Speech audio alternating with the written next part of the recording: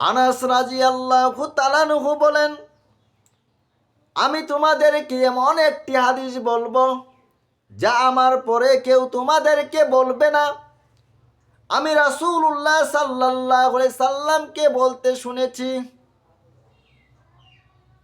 কিয়ামতের নিদর্শন সমূহের মধ্যে রয়েছে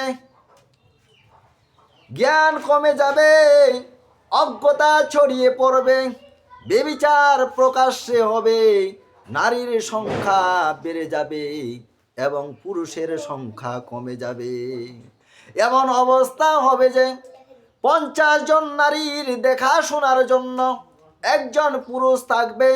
আমার ভাইয়েরা ও আমার বন্ধুরা, আমার পর্দার অন্তরালে আমার বোনেরা, এমন অবস্থা হবে কিয়ামতের আগে নারীর সংখ্যা এত বেশি বাড়বে, পুরুষের সংখ্যা এত কম হবে যে একজন পুরুষই 50 জন নারীর দেখাশোনা করবে।